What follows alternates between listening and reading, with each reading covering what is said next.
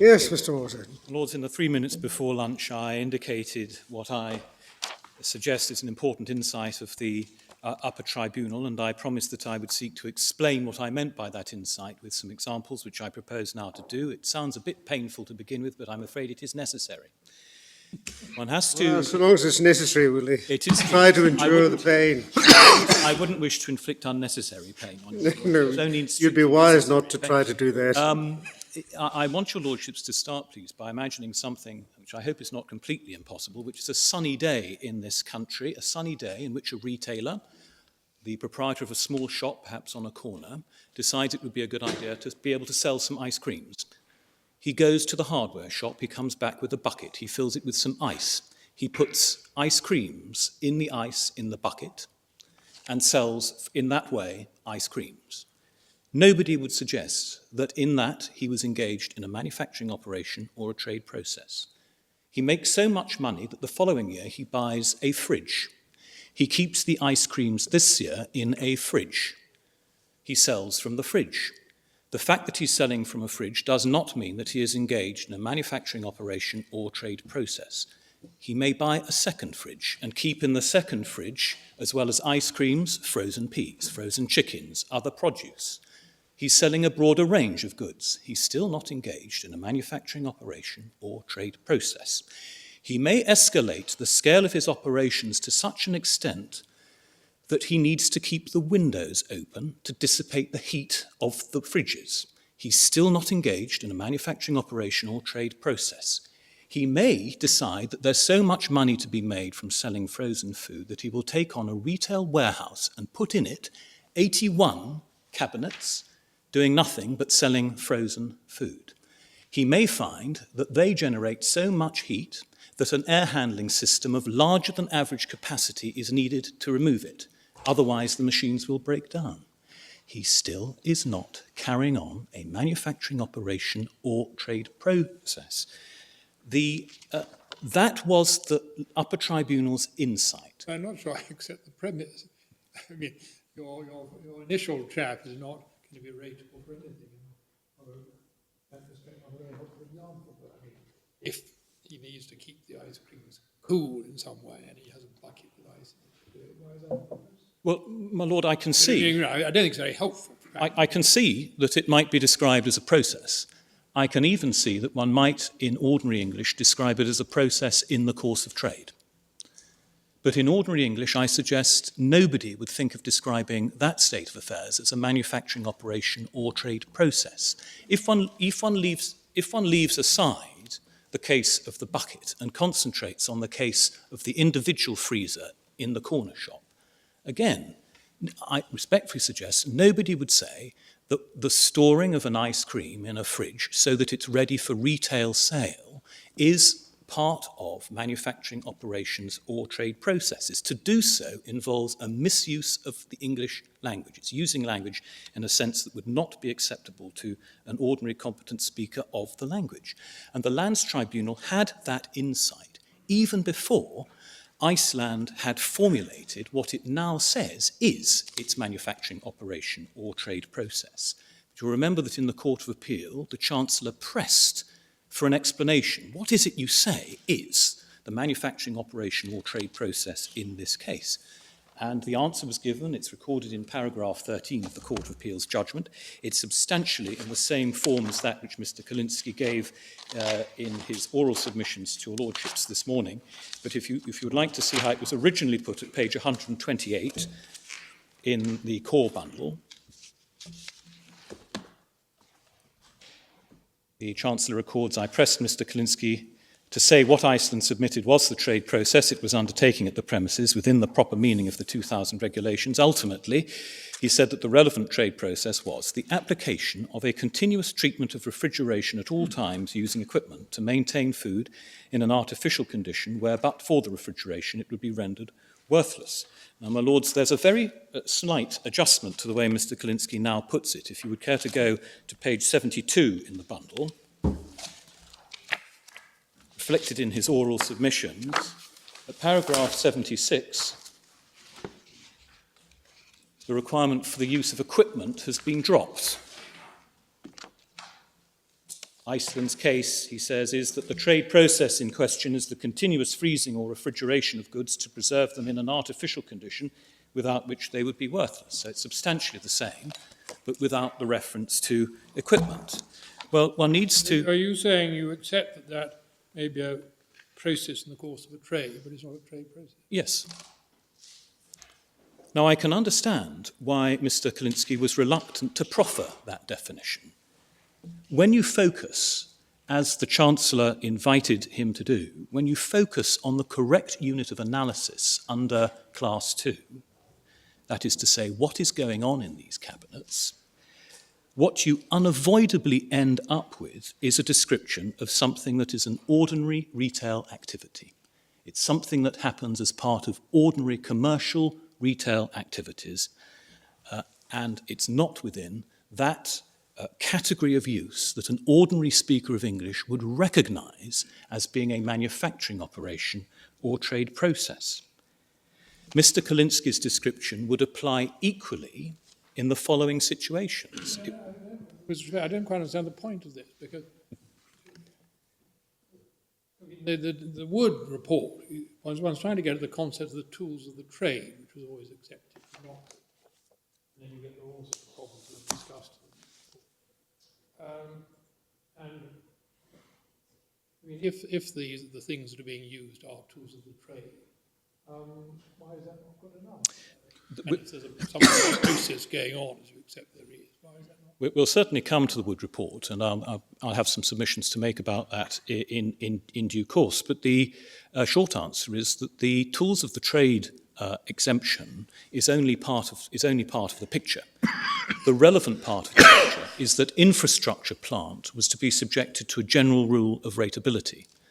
The terms in which the Wood report expressed itself as carving out an exemption from that general rule were that it wanted to draw a dividing line between general commercial activities, precisely such as are found in the Speak Store, on the one hand, and the activities that are characterised by what goes on in industry.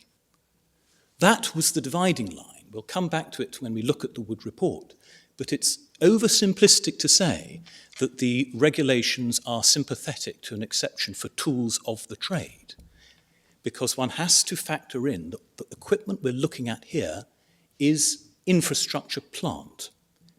It is serving what could be called a tool of the trade. If you proceed by analogy with industry, as Mr. Kalinsky does, he says, by analogy within industry, these refrigerating units are tools of the trade. But it's the plant itself with which we're concerned, and we're concerned with whether the function supported by the plant is a manufacturing operation or trade process.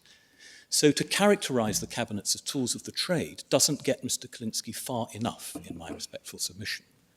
I was really thinking back to your bucket of ice. Your bucket is clearly a tool of the trade, but it doesn't get involved in all these infrastructure problems, which is what we're on about here. But what the bucket of ice does illustrate, or does help to isolate, is the importance of identifying what is the activity that must be recognised as a manufacturing operation or trade process before any question of the exemption can arise.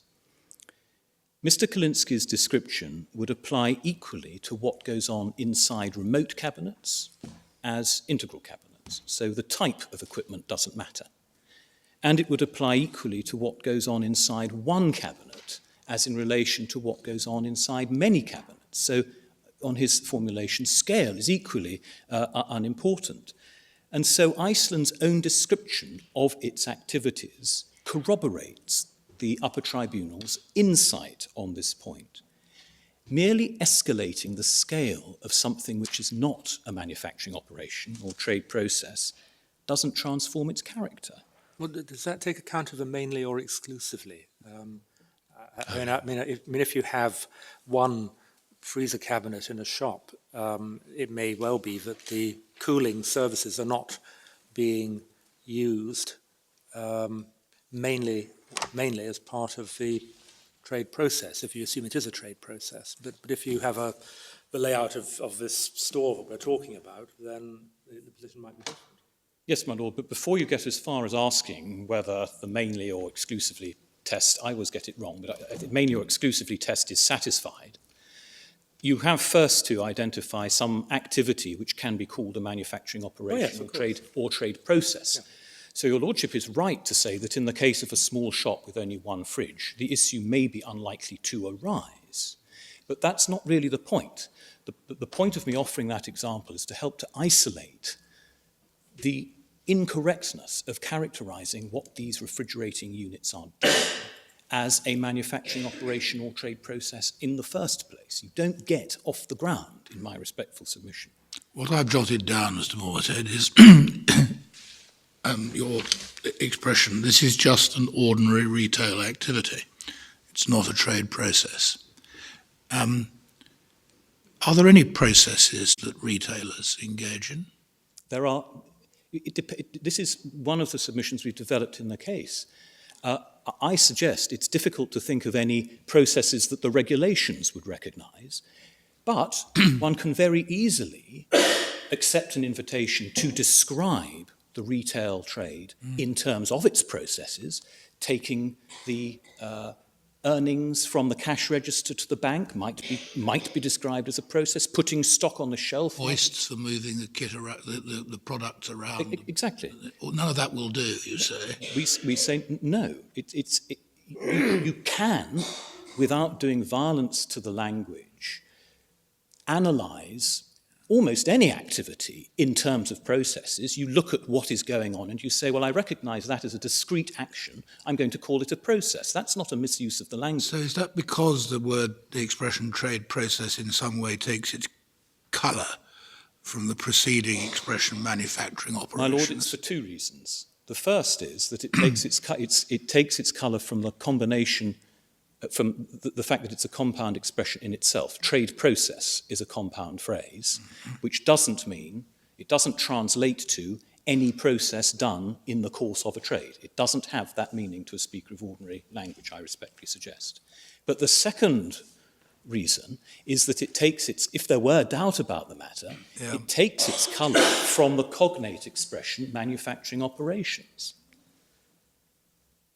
So there's a combination of linguistic elements which show that trade process does not translate to the interpretation Mr. Kalinsky needs, which is one which would let you slice up, as I've put it, slice up whatever you find being done in the course of any commercial activity, put the label process on it, say, oh, well, it is a process and there's a trade going on, therefore it's a trade process. That's not how English works. And it's not... Suppose Iceland were to set up a subsidiary company and they established themselves in a warehouse in which they chilled or refrigerated material for sale in the main retail outlet of Iceland.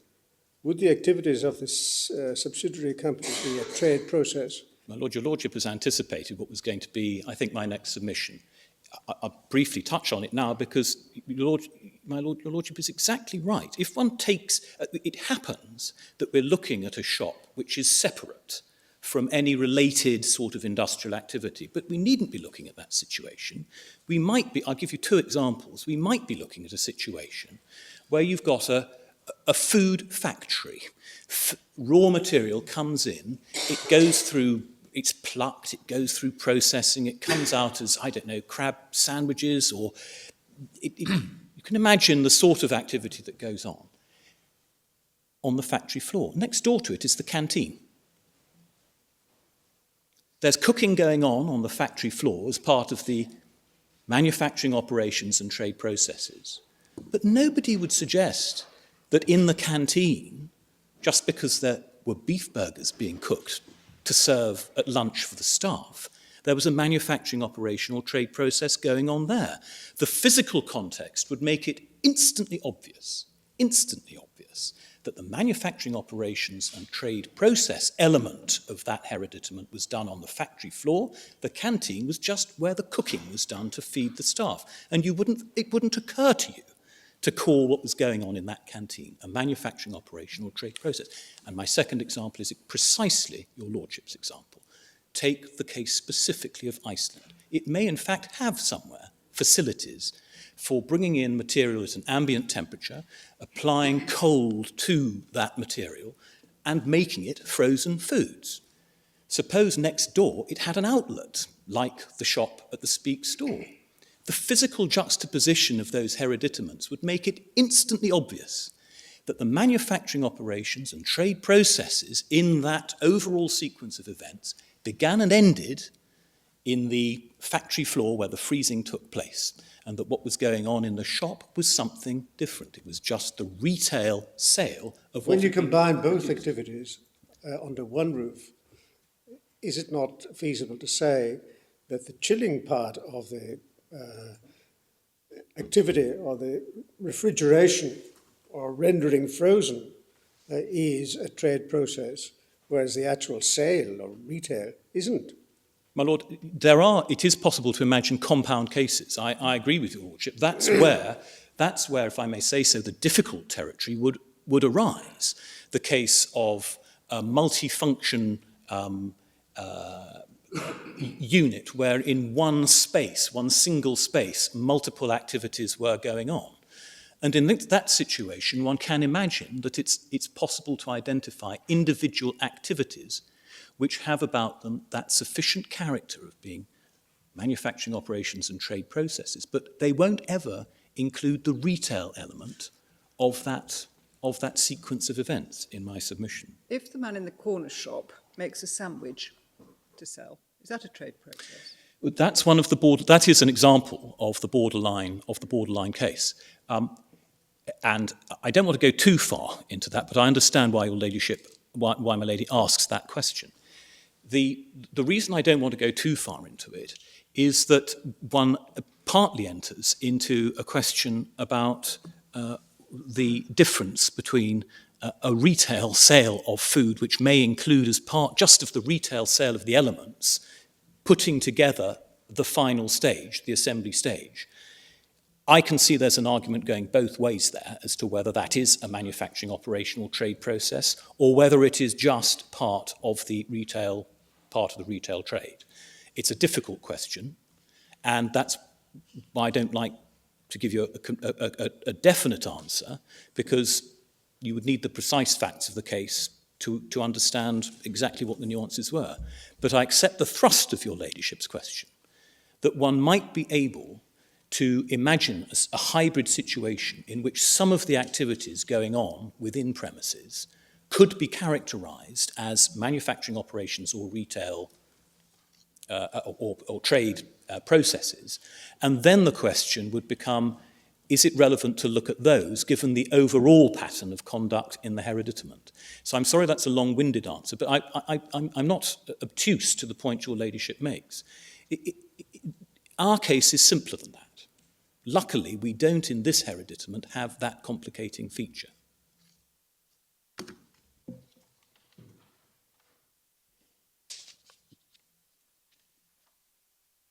I've now, in fact, in answering my Lord Kerr's question, I hope covered the second of the three general submissions I was going to make, which was to show that by changing the physical context slightly, we gain further insight into the intended distinction which is drawn by these regulations.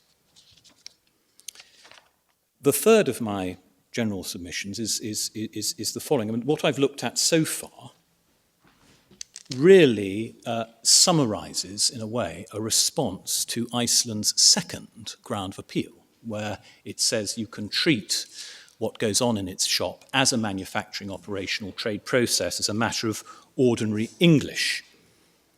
I say that's impossible. I respectfully say it's absurd as a matter of ordinary English.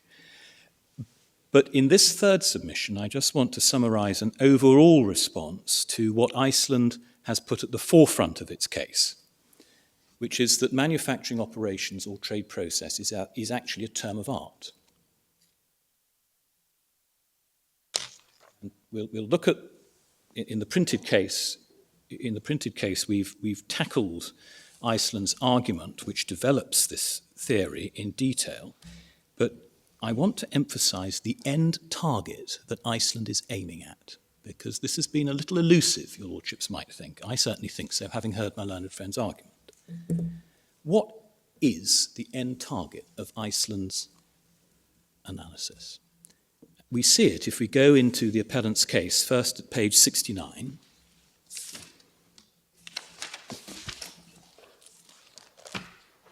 And remind ourselves of what is said at paragraph 65, where complaint is made that the Court of Appeal failed properly to understand the legislative context from which the 2000 regulations emerged, and as a result erred in its approach to the breadth which should be given to the words in question, as explained in detail in the preceding part. The phrase manufacturing operations or trade processes was adopted by Parliament in 1925 as a term of art to give effect to a particular distinction. It was intended to capture plant which doesn't serve the hereditament in general, but serves the particular activities of the particular occupier.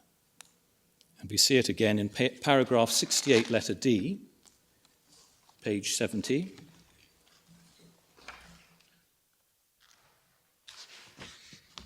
The distinction, says the appellant, is between plant which would be required for the hereditament to facilitate any occupier's business, which is rateable, and that which is required only to facilitate the particular occupier's business.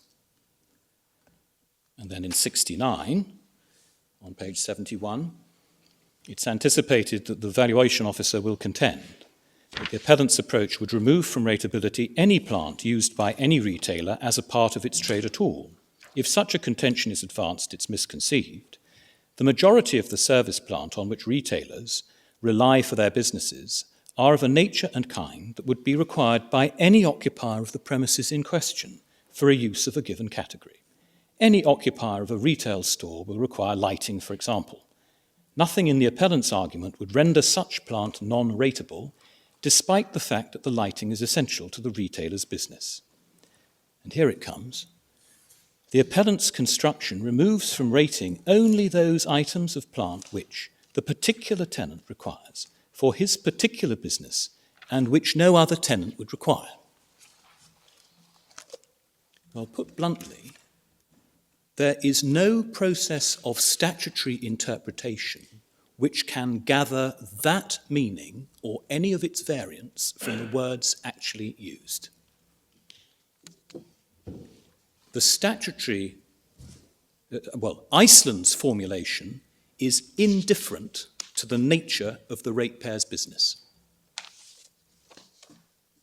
Completely indifferent. Whereas the legislation requires that the occupier's business be one which is capable as having as a characteristic manufacturing operations or trade processes. Whatever the precise ambit of that expression, the legislation is not indifferent to the nature of the occupier's business. Iceland's approach must be wrong. It discards completely one of the constraints expressly imposed by the legislation. And there's another oddity about its approach. What happens if and when other ratepayers swap over to Iceland's method of doing business? At that point, Iceland isn't the only or even an unusual operator in the retail market. The way it's carrying out its business is exactly the same. But at some point, a tipping, unspecified by Mr. Kalinsky, the tipping point is reached.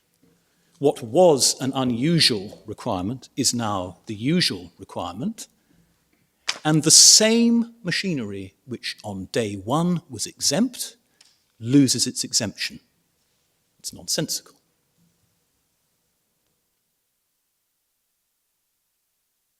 And it gets worse. Mr. Kalinsky's formulation requires that the equipment in question serve the needs only of the rateable occupier. Well, at the moment, on a conventional understanding, any manufacturer of, doesn't matter what the articles are, I've given the example in the case of cars, any car manufacturer in a factory with ventilation plant and equipment which serves his process machinery in taking away the fumes or whatever they are generated when you make cars, is entitled to the exemption whether or not that machinery is in any way unusual, whether or not any other ratepayer might need it or want it after he's left the premises. What Mr. Kalinski's formulation does is expose him to the risk that the valuation officer will say, well, yes, I can see that your plant is serving a manufacturing operation or trade process, but it would also serve the needs of many other manufacturers, and so you're not entitled to the exemption. How on earth do you get that out of the statutory language? It's not there. It's impossible to find it. Actually, it gets worse. If we remind ourselves of what the Lands Tribunal held, paragraph 122, the Upper Tribunal held, paragraph 122, at page 162 in the core bundle.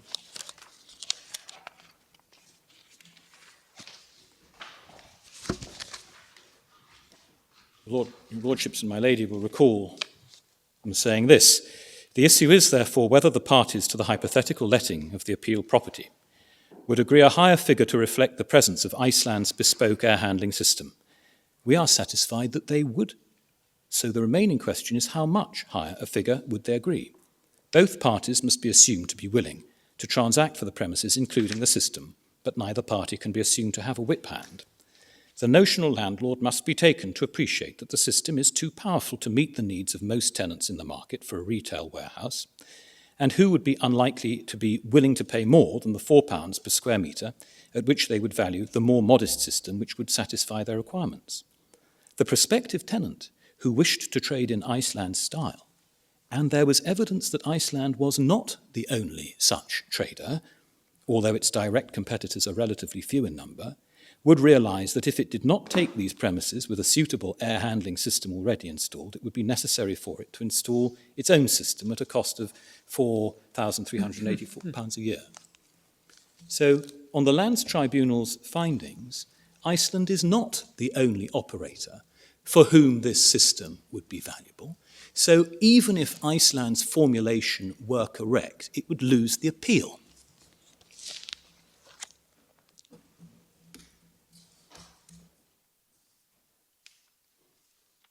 So, albeit in truncated form, I respectfully suggest that those reasons, without really needing to go in enormous detail through all the background material, indicate why this appeal ought to be dismissed. The appellant's arguments, both under Ground 1 and under Ground 2, make a dead letter of the control, the manufacturing operations and trade processes control. If I can refer you to what I've said in paragraph 115 of my case, the interpretations swallow the rule. Both interpretations mean that the exemption ends up swallowing the rule. My Lords, I then wish to address you as briefly as I may on the legal principles that control the use of background material as part of the exercise of statutory interpretation. Except the Wood report is a legitimate tool. I'm not going to argue that your Lordships should not have regard to the Wood report, but I am going to ask your Lordships to treat it, along with other statutory material, with appropriate caution. No, but I mean, it's different because, as I understand it, the 1994 regulations were specifically brought in to give effect to the Wood recommendation. Yes, I understand that. Yes. The expansion note says that. Yes. And they are, so it'd be very odd not to be able to have regard to that, since that's what the... No, well, I can see you can, the other matter, including the parliamentary material, you can say is not very helpful. Probably the Wood report is unusually a sort of like a law commission report. Lord, I accept its admissibility. I'm going to urge your Lordships and your Ladyship to... there are 2 points to make about it. First, I say the Wood report actually properly analysed supports me rather than Mr. Kalinski. But apart from that, at the very least, there's an argument between us about what you can get out of the Wood report. So if we were applying the Pepper and Hart test, you wouldn't be in the territory of being able to say, here is an unequivocal statement which answers the specific question which has arisen. No, but it's not a pepper and heart case. This is subsidiary, subordinate legislation brought in specifically for a purpose which is identified as giving effect to certain recommendations. I suppose what you say is that it's not necessarily on that account an infallible and unique guide to the interpretation of the regulations. Lord, yes, that's right. And Yes, I can see it's not infallible, but it's certainly it's not within pepper and heart, which is about. No. Well, don't let's worry about pepper and heart, I think. well, we could spend a lot of time. I did want to say a word about pepper and heart, but I'll do it very briefly. I wanted to start, if I may, with that case of RFC, which is quite recent and is in the first volume of Authorities at tab 3. Oh, no, it's not. It's volume 3 at tab 29.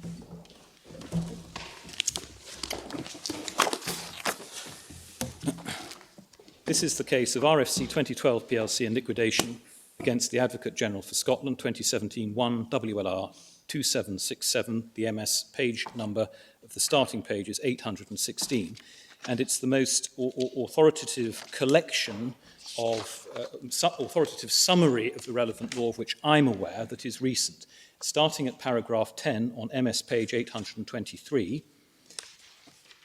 Lord Hodge said that the legislative code for the taxation of income has developed over time to reflect changing governmental policies in relation to taxation, to remove loopholes in the tax regime and to respond to the behaviour of taxpayers.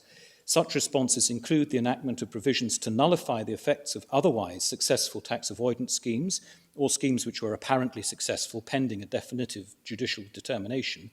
As a result, the legislative code is not a seamless garment, but is in certain respects a patchwork of provisions. Now, although uttered in relation to the income tax code, much the same can be said of the rating code, particularly... Not of the 1994 regulations, well, are specifically produced to give effect to a particular report. My Lord, that is right. But the reason I emphasise this passage is really to deal with my learned friend's reliance on the rebus principle with which he sought to support his analysis of the background material. I just want to emphasise that it would not be surprising to find that there isn't perfect synthesis across all parts of the rating system, especially where you're looking at regulations which, as my Lord Carnwath pointed out in argument this morning, are quite complicated. They're dealing with putting things into rating, taking things out of rating, and of the things that are in rating, there are further exceptions. So we're not looking necessarily for a seamless garment. But moving on, in the quotation, Lord Hodge, if I may continue from next to letter E, said, over time, judicial decisions on the interpretation of sections of the tax legislation have assisted in clarifying the boundaries of those provisions. Such decisions have influenced Parliament in the reenactment of legislation. And some he mentions about the word that was in question in that case. But the courts at the highest level have repeatedly warned of the need to focus on the words of the statute and not on judicial glosses, which may clarify or illustrate in a particular case, but do not replace the statutory words. And then reference to Hochstrasse and Mays, Brumby and Milner. And paragraph 12, another more recent judicial development in the interpretation of taxing statutes is the definitive move from a generally literalist interpretation to a more purposive approach, and that, says Lord Hodge, can be traced to a case of Barclays Mercantile Business Finance Limited in 2005.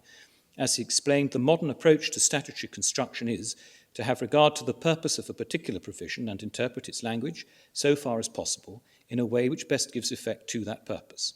In the past, the courts had interpreted taxing statutes in a literalist and formalistic way when applying the legislation to a composite scheme by treating every transaction, which had an individual legal identity, as having its own tax consequences. And he goes on to explain how it may be appropriate at the foot of the page, the correct response of the courts was not to disregard elements of transactions which had no commercial value. That was going too far. The court had first to decide on a purpose of construction exactly what transaction would answer to the statutory description, and secondly to decide whether the transaction in question did so. And then Lord Reid is quoted from a case of UBS and the Revenue and Customs Commissioners, starting at page 14, endorsing the purposive approach to statutory interpretation, with a summary in paragraph 15, three aspects of statutory interpretation important in determining this appeal. The tax code is not a seamless garment. Secondly, it's necessary to pay close attention to the statutory wording and not be distracted by judicial glosses which have enabled the courts properly to apply the statutory words in other factual contexts. And thirdly, the need for a purposive approach. And all of those principles, I suggest, are of relevance in our appeal also. Particularly when we review the authorities, we will find many judicial glosses on words which are tantalizingly close to those which we have to consider. One can understand the temptation to look at them and derive help from them, but they are different forms of word. Very often, they are very different forms of wording that are being looked at in some of these cases. And in no case do we find more than a judicial gloss intended to help to apply the provision on the facts of the particular case before the judge. As I said, I wanted to say a word about Pepper and Hart. Pepper and Hart, I just want to remind your lordships how narrow was the issue in that case. If one goes in volume 2 to tab 17, at page 480, using the MS numbers, the issue was the quantification for tax purposes of the value of an emolument that was given to a certain taxpayer. And the question was whether you calculated the value by asking how much extra does the school have to pay to support the children of the taxpayers. That was called the marginal cost approach. Or was the right approach to ask what overall fraction of the school's costs can be apportioned to the education of the children in question, close to a market rate, in other words. You divide up the cost between the number of children at the school. And there was an ambiguity in the legislation which meant that that was unclear. If one looks at the passage in Hansard, which the House of Lords admitted as shedding light on that question, it appears at page 625. Sorry, manuscript number 512 to 513.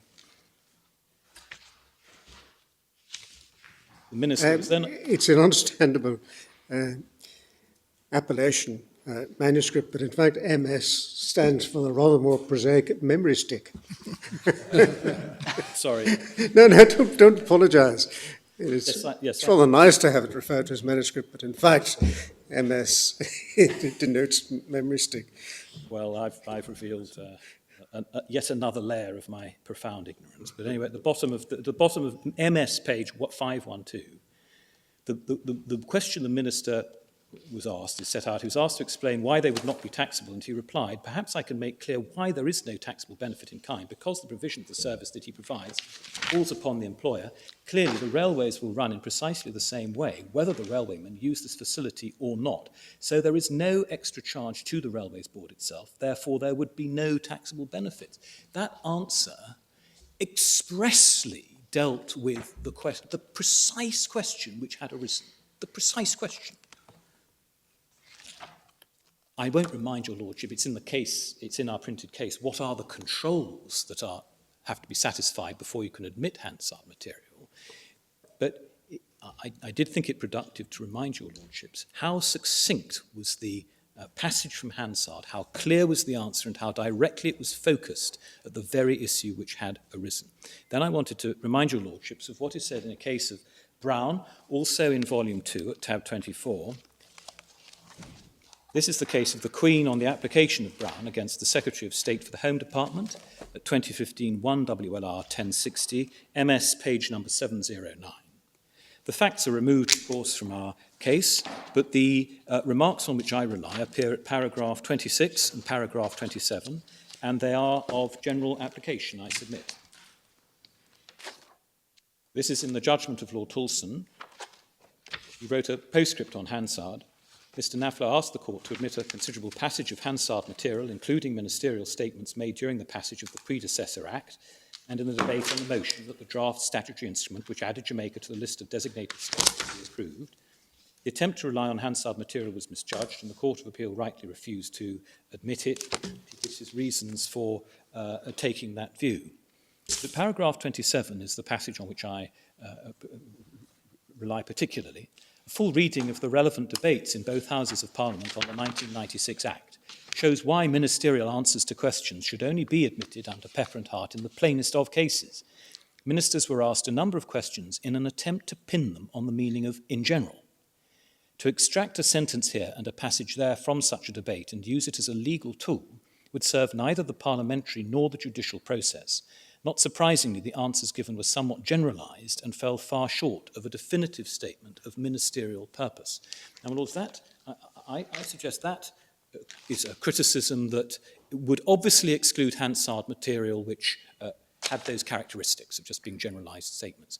I go a little further. I say if that is a good reason for attaching little weight to Hansard material, the court ought also to be on its guard against generalised statements in background material, even where that background material is in the nature of a commission report or a committee report.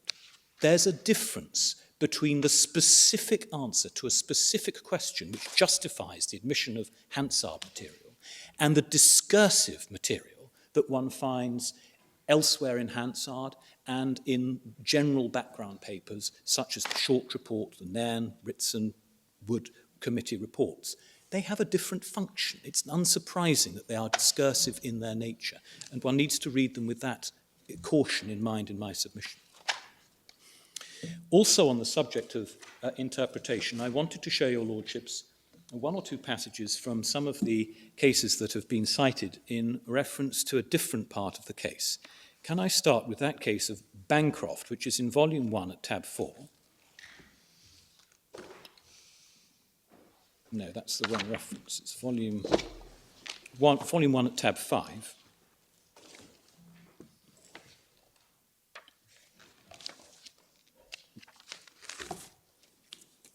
This is one of the cases on which my learned friend relied in his case. I don't think it's cropped up in oral arguments, so I don't propose to take much time on it, but I did want to call to your lordship's attention what is said in the speech of Viscount Dunedin, starting at page 282.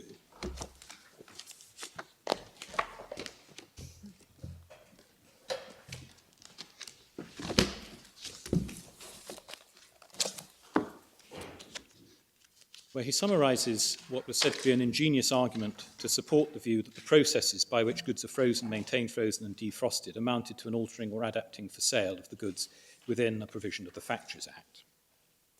The foot of the page, he says, upon this it's contended that the processes are really processes by which the goods are adapted for sale, even if not altered in the freezing or defrosting processes, because without the application to the goods of the appropriate process or processes, they could not be sold in the particular market for which they are destined by their owners. It may be difficult or impossible to identify the essential quality of the operation described in Section 149 of the Factory Act as the adapting for sale of any article, nor, in my view, is it necessary for the purposes of this case to do so. I say, likewise here, I have, and I'm responsible for this, I have attempted to gloss the meaning of manufacturing operations and trade processes by reference to activities which cause a transition.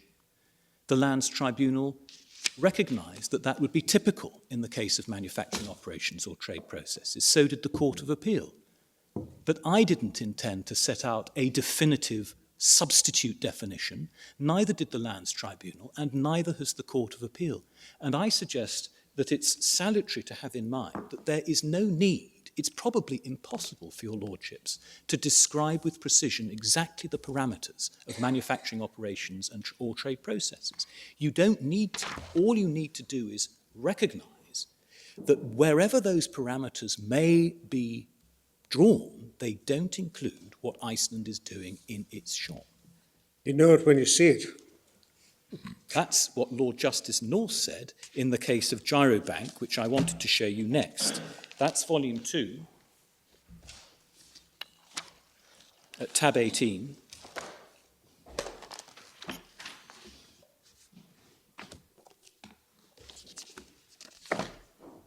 page 570. It's just a very short extract I'm going to ask your lordships to look at on this page. It's just below letter E. He's considering the meaning of the word office. Office, says Lord Justice North, like so many words in our language, is one whose signification varies according to the context in which it's used. It is easier to recognise one than to define what it is. It's no requirement of the law or of legal process that your lordships should be able to substitute a definition for manufacturing operations or trade processes in order to be able to say that what Iceland is doing is not one of them.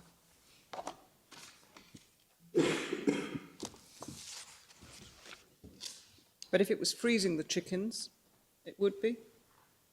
Potentially, subject to take Lord Kerr's example, if we were looking at a facility for taking in fresh produce, applying chilling to it, to transform it into something that would go on to be sold, one could readily see that in that sequence of events there could take place manufacturing operations and trade processes. Or thawing it? That would have the character contemplated by the legislation, as in fact reflected by the Wood Report. I've used the word industrial setting. It's an activity with an industrial overtone. Something is being done to the product to change its quality. That's the intended scope of the exemption, we say. And if it was being thawed? It depends on the context. But it could be. If one were to receive into a food processing plant food which was already frozen and which needed to be defrosted in order to cook it for some further industrial process, potentially that thawing process, if and to the extent that it involved anything recognisable as a manufacturing operation or trade process, could count. Yes, I accept that. Context is important. But it doesn't follow. I mean, one can expose, I think, the point to which your question is directed very simply. When I defrost a chicken in my microwave at home, I am not engaged in a manufacturing operation or trade process. And it's not only because I'm not going to sell it later on. You have to have the right context in order for the words manufacturing operation or trade process to catch on to the activity that you're examining. But you expressly disavow any relevance of scale of activity because you complain that Iceland rely on that. Yes, it may be that it's not a two-way street, but I accept that scale is not going to be the decisive factor, because you can imagine a situation in which, in fact, the example given by Mr. Chamberlain in Parliament is an example of this. You can imagine a situation where there is an artisan in his small workshop who's making whatever it is. It might be a ring, for example, and he uses a machine to help him fashion the ring, and there's ventilation equipment which helps to suck out the air produced by that. I can see that just because it's done on a small scale, wouldn't lose the protection of the exemption. But it gets the exemption in the first place because what he is doing has about it that flavour of an industrial activity. It's a small-scale activity, but it's within the target, the conceptual target of the exemption. It doesn't follow that things done in other contexts will partake of that character. I then wanted to show your lordships that passage from the docs which I've quoted in the case, which deals with the correct approach in law to compound expressions. It's almost an obvious point that English law follows the English language in this respect. Mersey Docs is in volume 1 at tab 3.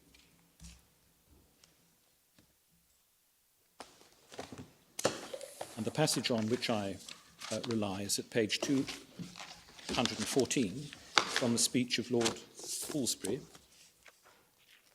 The question was how you interpret an expression, ship trading inwards. Was it enough that in relation to any dock the ship was sailing in, or did it have a a meaning that was collected from the composite effect of the words that were used in the expression. And Lord Halsbury deals with this at the foot of MS 214. The first question which arises is whether a vessel arriving in Liverpool under such circumstances is a vessel trading inwards. I confess, even without the assistance to be derived from a class of statutes, which I will mention presently, I should not be able to place upon the words the sense which the majority of the Court of Appeal have attached to them. It certainly is not a satisfactory mode of arriving at the meaning of a compound phrase, to sever it into its several parts, and to construe it by the separate meaning of each of such parts when severed. Many examples will occur to the mind where such a process would lead to absurdity. But in truth, when one considers what is the matter with which the statute under construction is conversant, the phrase is, as it appears to me, free from all doubt. So the law repudiates the slicing up technique that was used in the Hayes case and which was the basis of the Valuation Tribunal's decision in our case, and which, with respect, is the basis of Mr. Kalinsky's second ground of appeal. Then there are the two cases that I've mentioned in the written case in which Lord Hoffman dealt with the use of compound expressions. One is Rechman and the other is Sunningwell. Rechman is in the authorities bundle at volume 2, tab 22.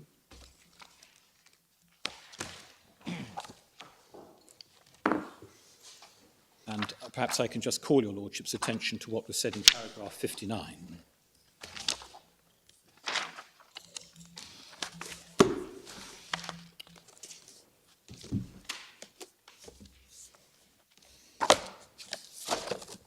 Just below letter C, having cited section 15.3 of the 1971 Act there being construed, he said the categories with their sweeping upwards or for other reasons of a political nature do not create separate classes of reasons, but a single composite class. And in 60, he says, in my view, the Commission was wrong to say that section 15.3 should be read disjunctively. He made a similar point in that case of Sunningwell,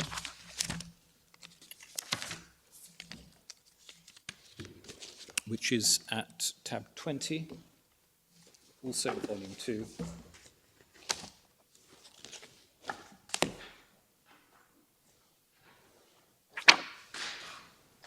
Lost my notes. Which case is it? I'll come back to that. No, if you tell me the name, I can perhaps look at it. It's composite is the word to search for, I think. I see, okay. Right.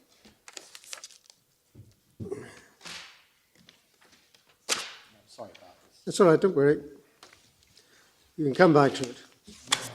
May have to come back to it. The reference is given in the printed case, my lords. It's given in the printed case, so that's probably the best way to find it. It's at paragraph 86 in the printed case.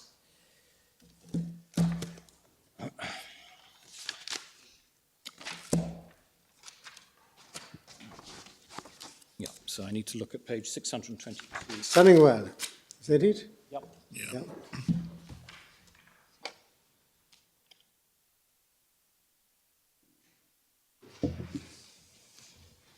Because it's at the foot of page 622, MS 622. Yeah. Definition of sports and pastimes, and therefore as a matter of language, pastimes were not enough, said Miss Cameron. There had to be at least one sport, and secondly, because the sports and pastimes in Class C had to be the same as those in respect of which there could have been customary rights under Class B. I don't accept either of these arguments. As a matter of language, I think that sports and pastimes is not two classes of activities, but a single composite class, which uses two words in order to avoid arguments over whether an activity is a sport or a pastime. The law constantly uses pairs of words in this way. As long as the activity can properly be called a sport or a pastime, it falls within the composite class. And I've cited that because I'm going to suggest two things. First of all, of course, trade process is a composite expression. Manufacturing operations on its own is a compound expression. But in combination, also they are a composite expression. Manufacturing operations or trade processes describes a composite class.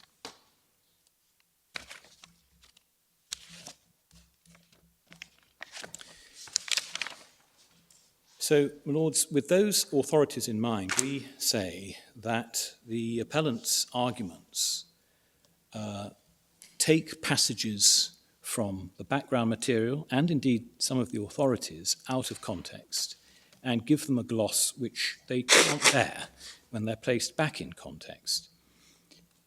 I'm going to suggest that the overwhelming message in the background material is that this exemption was crafted for and belongs to activities of an industrial character, not general commercial activities. And the corollary is equally true. There is a deafening silence in the background material about ordinary retail activities. There is nothing to suggest that anyone looking at this in any care has ever thought that ordinary retail activities might attract this exemption. The committee reports, in fact, show 4 things. The first is that the exemption, as I've just said, was fashioned for industry and no other sector. The second is that the intended dividing line is between plant serving general commercial activities and plant serving industrial type activities. Mr. Kalinsky sought to say that the exemption was targeted at what he called plant serving a plant which was accessory to non-process machinery. That's not at all what's apparent from the short report onwards. The short report limits the exemption to process machinery, and the position is that if what you have is machinery which is not rateable, it's impossible for you to be operating plant which could attract the exemption. The third thing that it shows is that this idea that the dividing line should be fixed by reference to a test of who normally provides it, is it the landlord or the tenant, has been considered and rejected. And the fourth point is in relation to the care that has been taken to get the balance right between different classes of ratepayer, bearing in mind that every exemption for a special case increases the burden on others. So we start a little earlier than Mr. Kalinsky in the chronology with the Royal Commission's report back in 1901. This is in volume 3, tab 30.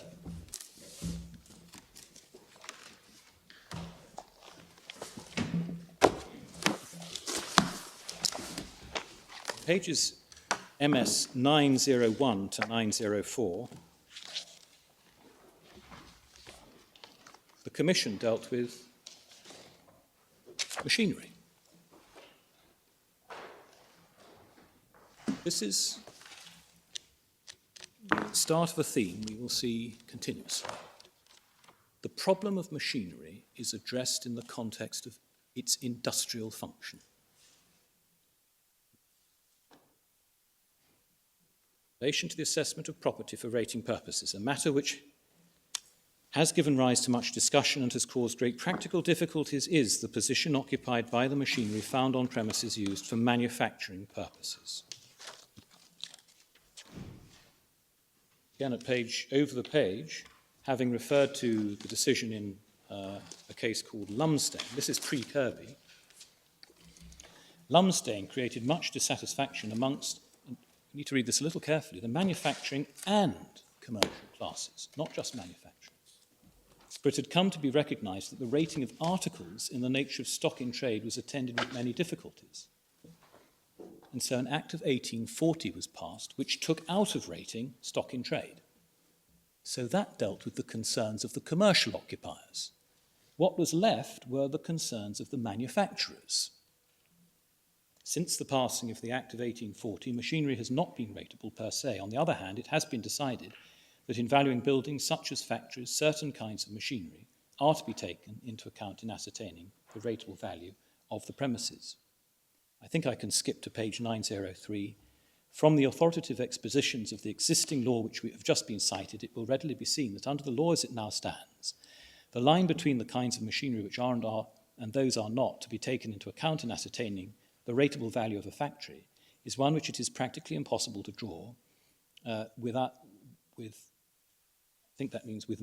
any approach to distinctness. What machinery would and what would not pass to a tenant by a demise of a factory as such must be very uncertain as to the proposed alternative tests and so on. It's all about an industrial setting. That's by way of background. This problem has always been one present in industry. We go forward to the short report, which is in volume 4 at page at tab 31, starting at page 1030, MS 1038. Mr. Kalinsky showed you paragraph 4, but I submit that one needs to pay a little more attention to it than that. So far as the subject matters under which the Hunslet decision is to be taken into account in arriving at the rate of value of a factory are concerned, it has been suggested by witnesses that there may well be some doubt on the following points. 1, whether the decision would not justify the application of the same principle to the furniture in a hotel or to the fittings in a shop, office or warehouse. Whether the principle might not be applied so as to include in the valuation machines worked by hand or foot power and so on. The witnesses, however, agreed that in practice no attempt has yet been made so to extend the principle, and that valuers find little or no practical difficulty in determining what machinery and plant is to be taken into account in valuing a factory or other industrial premises, and we have accordingly reported on that basis.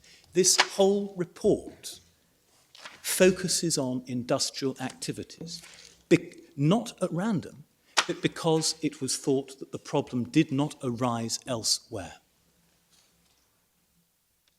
The lobbyists who succeeded in the short report and who succeeded in later generations of this legislation also are the industrialists. They are the people who put pressure on Parliament. Parliament responded to the pressure it felt, not to pressure that was not being applied. We see again at page 1043. The English machinery users complain. And you see you only have to cast your eye down the page to see that what's being spoken of is industrial activity. Manufacturers in one union, competitors in other unions, and so on.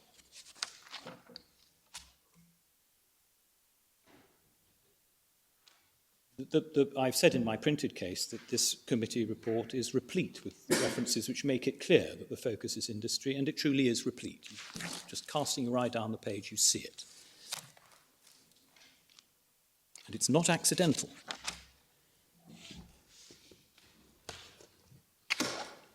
When one comes to paragraph 11 on page 1046, Lordships and my lady see the emphasis placed on fairness.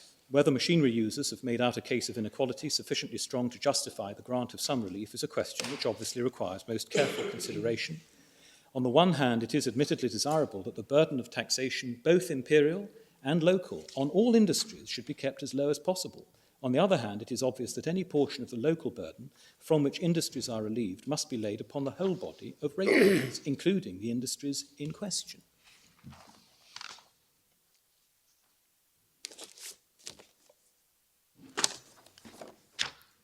I think it's enough now for me to go to the passage Mr. Kalinsky relied on, which is in paragraph 15. Now that we've established that the context of this whole debate, this whole discussion is industrial activities, he relies on the wording of the committee by which it described the principle by which it sought to distinguish between rateable and partially non-rateable plant and machinery. As to the general line of division, there appears to be practical agreement, the principle recognised being to include in Class 1 motive power such plant and machinery as a landlord would normally provide, or everything except process machinery. Well, those are three labels intended to describe a single concept. You don't read them separately and assign different meaning to each one. That is the language of description. Having in mind the passages that I referred you to from the authorities on statutory interpretation earlier, that is not a statement of sufficient clarity to let you infer that when you read in today's legislation manufacturing operations or trade processes, you can substitute such plant and machinery as a landlord would normally provide.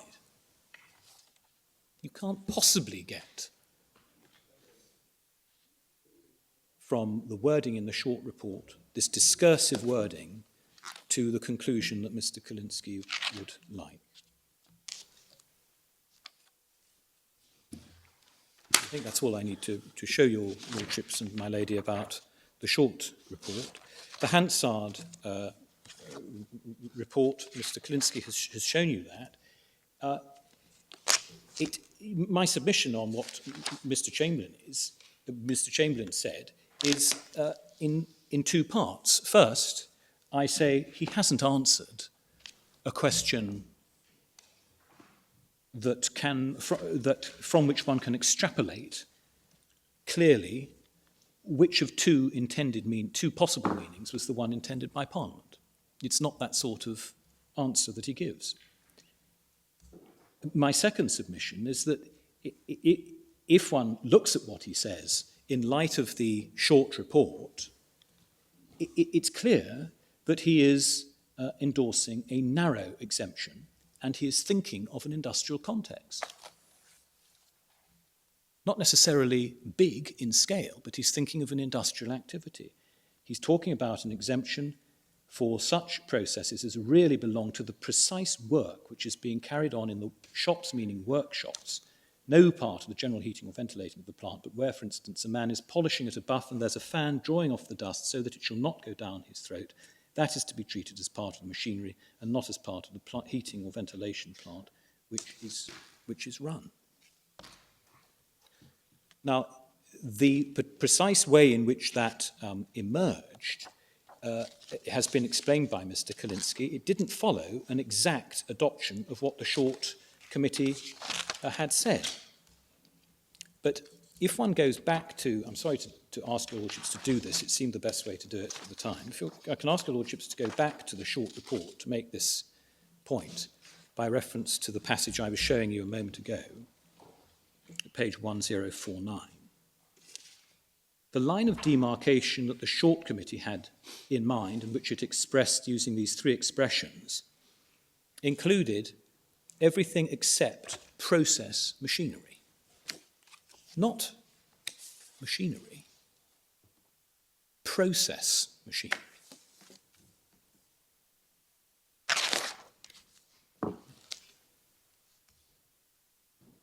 It's not an exemption for plant which serves non-rateable plant or machinery. It's an exemption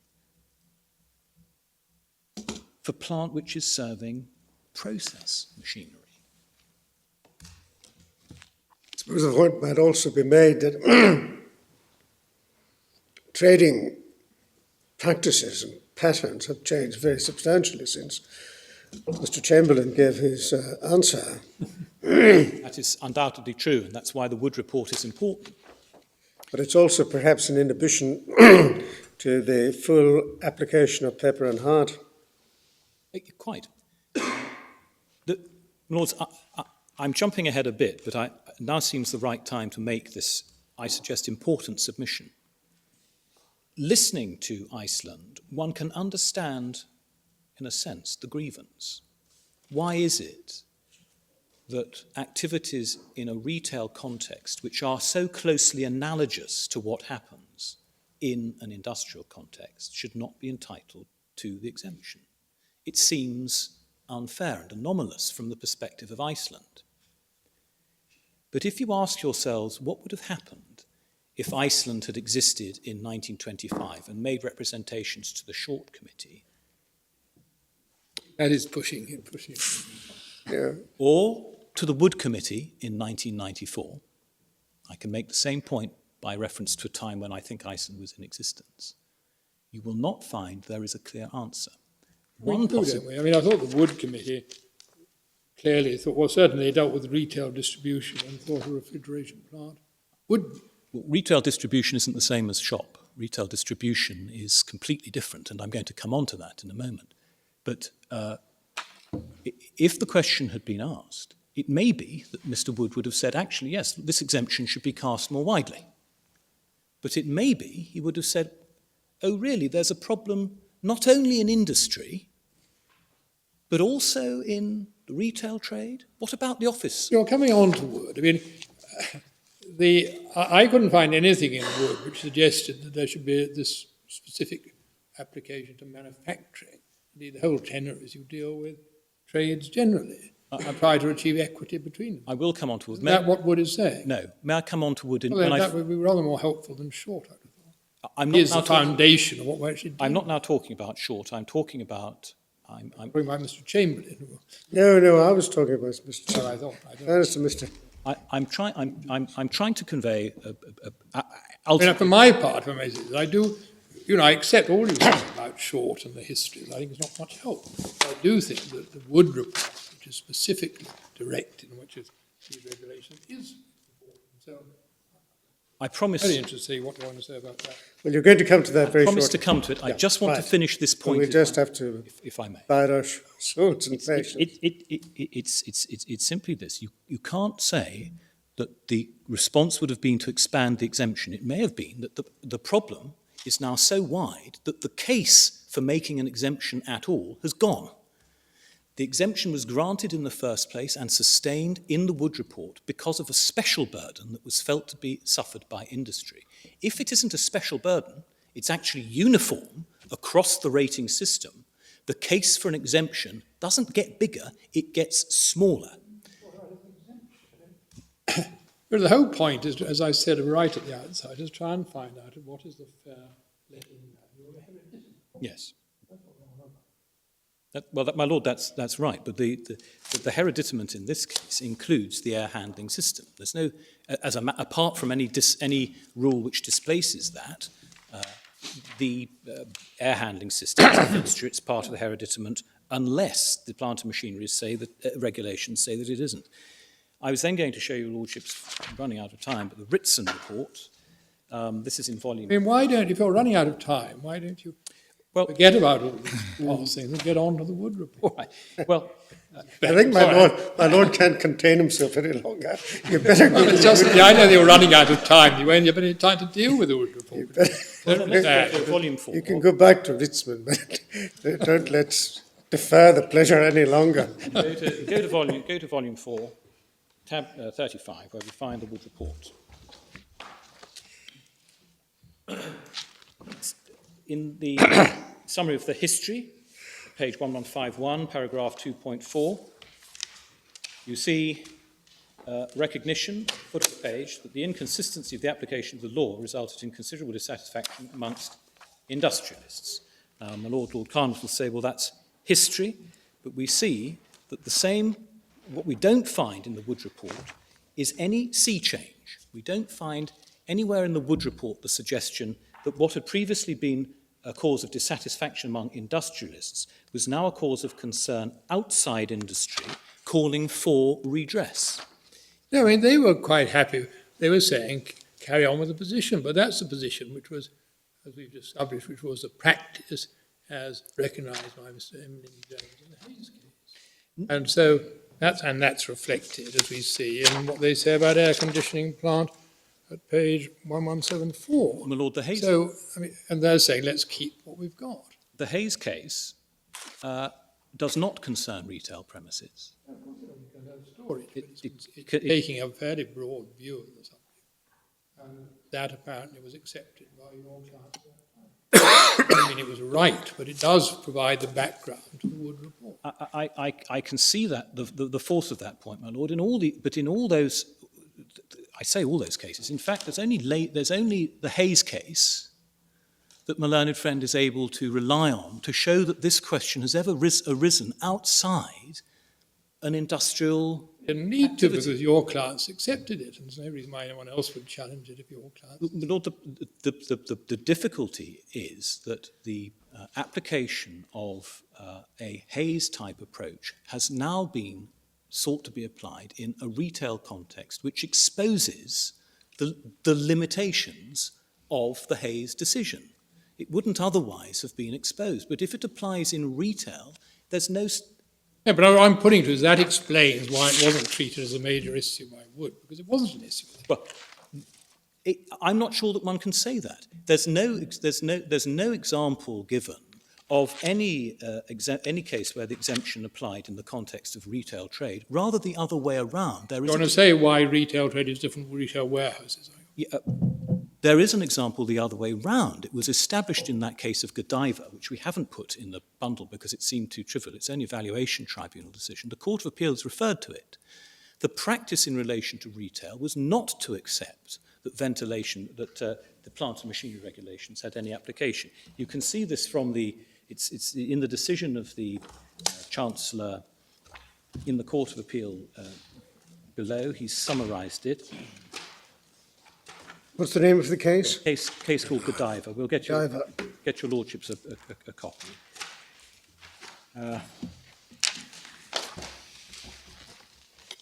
First written, paragraph 30. Is at 133. Thank you. Well, your lordships have it. Your lordships have it. The Valuation Tribunal had decided that air conditioning plant used to keep chocolate cool in a chocolate shop was rated. So one can't infer from the state of the law as it stood at the time of the Wood Report that there was any acceptance that the concept of industrial activity, which is the whole flavour of the Wood Report and its predecessors, extended so far as retail, even if you can accept that the valuation officer, rightly or wrongly, had treated computer suites as having a sufficiently industrial flavour. Just reading chapter 6 of the Wood Report, starting at 1163.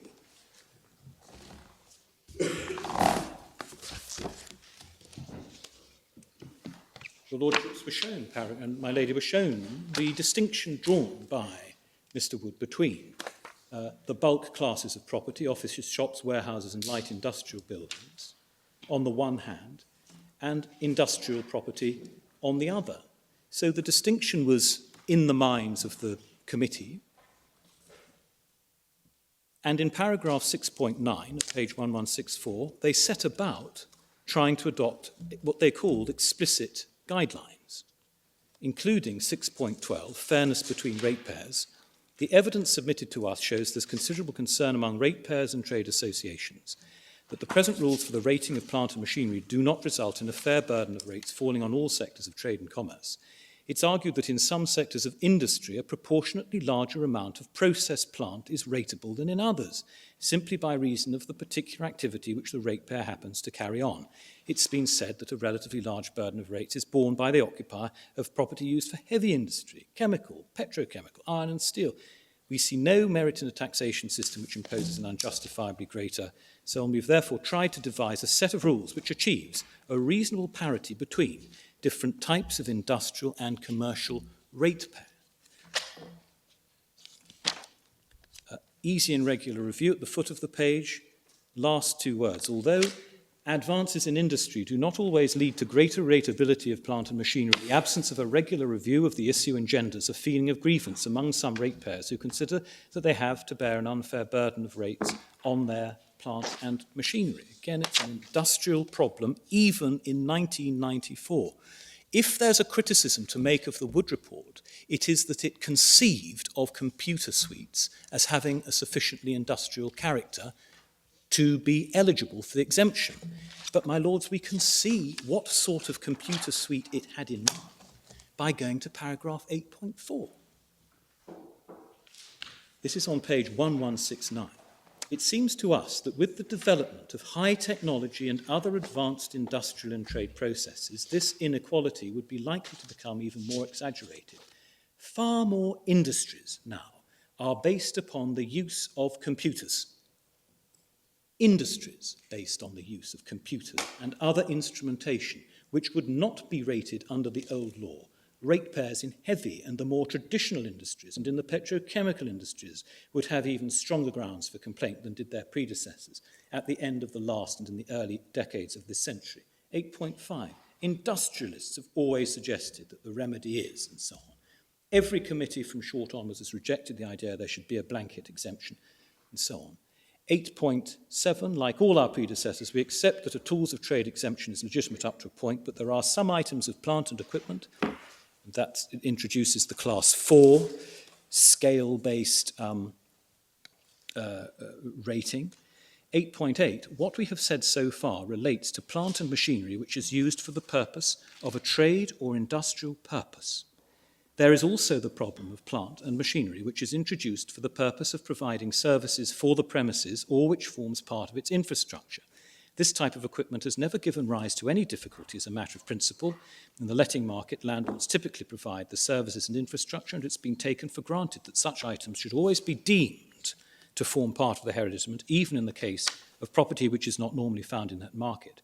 The difficulty arises in the practical application of the principle, again, as our predecessors have found, because it is extremely unusual in the case of large-scale industrial property to find plant and machinery which is installed exclusively for the purpose of providing general services, such as light, heat, and ventilation, and is not also closely bound up with the trade process. The committee completely equiparates trade process with manufacturing operations. The same thing is being described. But in both paragraph 8.8, Yes, they ma'am. juxtapose a trade or industrial process. If it wasn't, I mean, we're going through construing this as if it was a statute, which we shouldn't be doing. But if it wasn't for this report and the other materials external to the regulations, where do we spell out this industrial context? It's from the juxtaposition, or not the juxtaposition, the combination manufacturing operations or trade processes. You only have to choose between those two things in an industrial context. The example that's sprung to my mind is the case of taking a cloth and applying dye to it.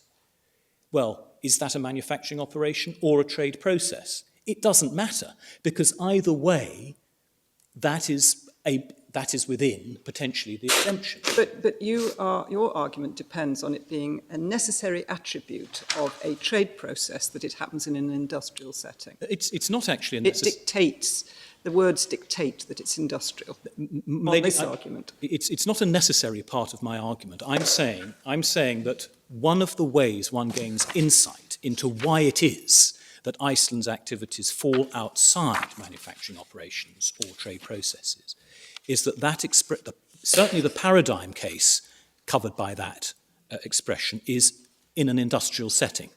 One would expect there to be an industrial flavour to what is going on.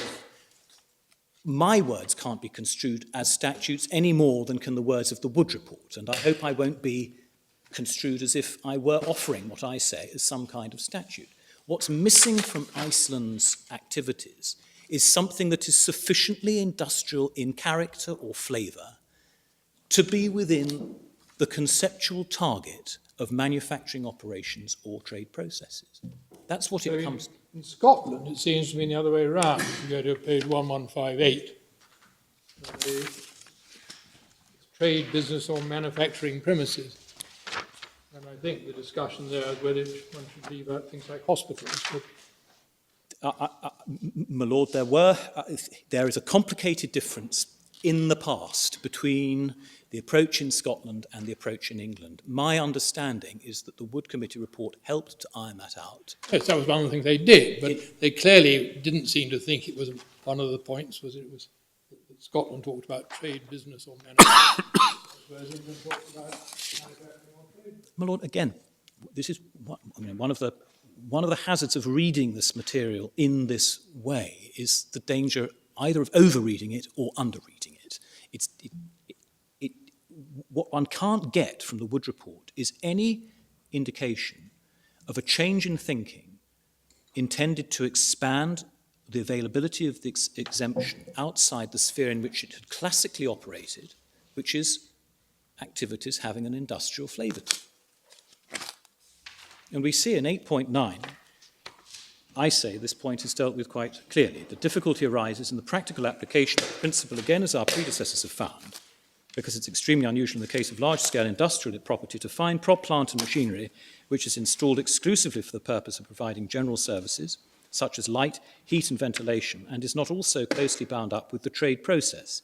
In the existing regulations in each of the countries of the United Kingdom, it has therefore proved necessary to draw some fairly arbitrary line in order to indicate the point up to which such plant and equipment can fairly be rated. That is, such plant is a reference back to the plant and equipment in industrial property.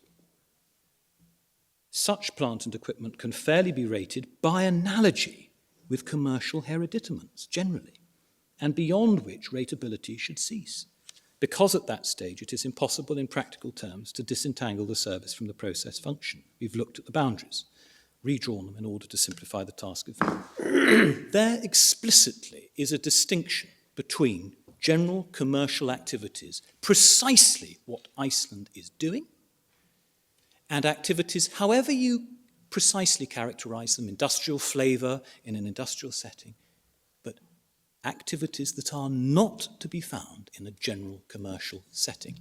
That was the intended conceptual target, even in the Wood Report, with respect. Would Hayes have to be decided differently now on your submission? Because it may have to do with a document store. My submission is that Hayes may well have been wrongly decided, even under the then existing regulations. Really, the idea that one can take from that decision decided by the surveyor member anything useful about how these complicated regulations need to be interpreted is placing too much weight on that decision. But certainly, the reasoning of the member is wrong, and I don't think Mr. Kalinsky actually supported it in the end. It's plainly the wrong approach to interpretation. Then at one, Mr. Kalinsky wanted to showed you the reference to retail distribution at page 1221. Well, this is a point against him. If retail distribution centres are recognised as industries within the scope of this purview, then retail is notable by its absence. And he wasn't, they were just dealing with worked up examples. That's right. And it seems that they did an example of a retail warehouse. No, it's In not. fact, they didn't give an example of a retailer. It doesn't seem to. No, retail I suggest retail distribution is not at all the same thing as a shop you can go into. No, but the point is a retail is not manufacturing, and you've got refrigeration, which presumably is serving much the same functions it serves in Iceland's shop, being treated as a process. Well, my lord, the point about the emphasis in a setting where you're looking at retail distribution is the distribution. One can imagine that they're on a generous view of what is involved in industrial activities, that in the process of distribution, some manufacturing operational trade process takes... There's a distribution is the same as manufacturing. Well, Planners would tell you. one doesn't know. This is one of the reasons I suggest one has to take material like this quite No, but this, cautious. I mean, if one, I accept all you say, that one can't treat wood as gospel, but assuming it's helpful to know how Wood thought that his approach would be applied. And clearly in the context of a retail warehouse, he seems to have thought that refrigeration would satisfy his test. Well, Lord, I'm bound to say I'm not sure that that's right, without knowing precisely what was the context in which this issue arose. One doesn't know what there wasn't. Well, they visited a retail warehouse. But one just doesn't know what was going on in the retail warehouse. One just doesn't know. Mr. Wood doesn't seem to have conducted any cross-examination. The precise issue which has now arisen did not arise for discussion. And nowhere in... There's a report which was produced with the benefit of representatives of your client's office. Well, my lord, and designed to provide a general viewpoint. I accept that, but then I'm entitled to say about the Wood Report how striking it is that the discussion is rooted so firmly in the idea of industrial activities. There can be an argument at the margins about whether everything that was recognised by Wood as having that necessary character would, on deep analysis, prove to have that character. But whatever outcome might follow in those marginal cases is largely irrelevant, because we're not a marginal case. Retail activities do not partake sufficiently of whatever the target concept is to justify attracting the exemption. It may not have occurred to them that there would be a retail operation of a kind which the issue would be a serious, the issue could seriously arise.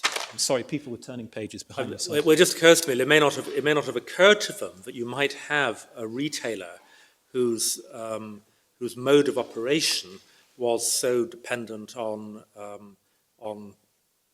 plant as Iceland's. That is true, but that cuts both ways. That cuts both ways. That doesn't necessarily mean that if that example had occurred to them, they would have wanted the exemption to extend to it. It would have triggered the question, is there a continuing need for the exemption at all?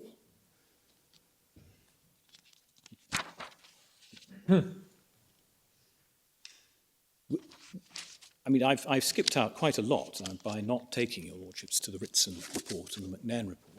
The Ritson report, may I give you the references, so that your lordships, perhaps, if you have more time, can look Dealt at with in your submissions. Well, in Ritson, can I refer you... In light of your being deflected from Ritson, we will pay special attention to it. I thought your lordship would. But at page 1081, in tab 33, your lordships will find the Ritson committee explaining why you can't push the fixtures analogy too far. You'll find the whole report dealing with an industrial setting. In the McNairn report, I call your attention, if I may, to pages 1118, 1122, 1123, 1126, and 11... no, that's I think, all you need from that report. Again, it's industrial, and again, there's a repudiation of the idea that asking whether the landlord or tenant would have provided it is a helpful way of analysing the legislation. I said I was going to say a word about rebus. I think I may have to just rely on what I said in my printed case about rebus. I've developed the subject at some length there, and Mr. Kalinsky did, in fact, develop his arguments orally. So far as concerns the authorities, there are quite a few to get through. And I think I'm again going to have to ask your lordships to take what I've said from the printed case in answer. The overall point about them is that there is no case in which manufacturing operations or trade process has received any close attention in this setting.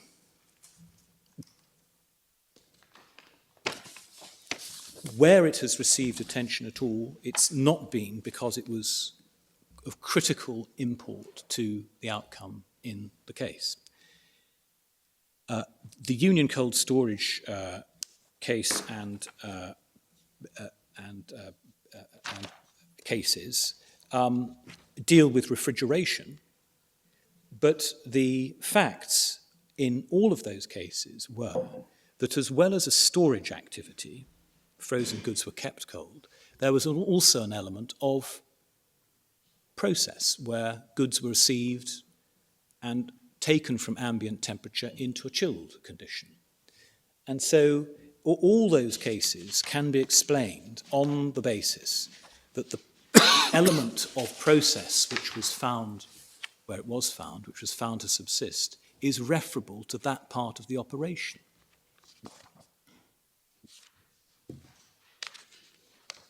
This was one of the insights the upper tribunal had and the Court of Appeal had also.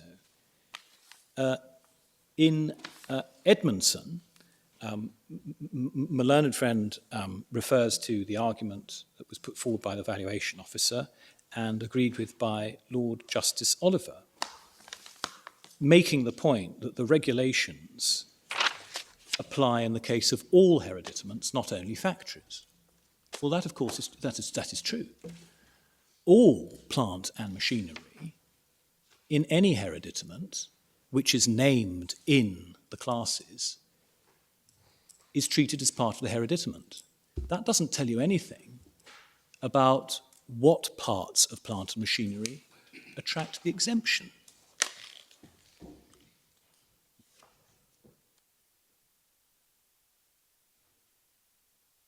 The case of assessor for the Lothian region dealt with a specific provision of Scottish legislation which Mr. Wood described in his report at page 1158. It was specific to the petrochemical industry in Scotland. In fact, I know I looked at the case over the adjournment, and the point was conceded. It was conceded, and the issue in the case was curtilage in any event. Hayes, I think probably we've said enough about. Then there are cases where the word process has been construed without being in combination with trade process or manufacturing operations. Gyrobank and Clark and Bestway and Luff are cases in a different taxation context. Can I just check with you? Gyrobank and Clark, Mr. Justice Lindsay was referred to by the Chancellor, Yes. or as having been cited by the valuation officer. But I think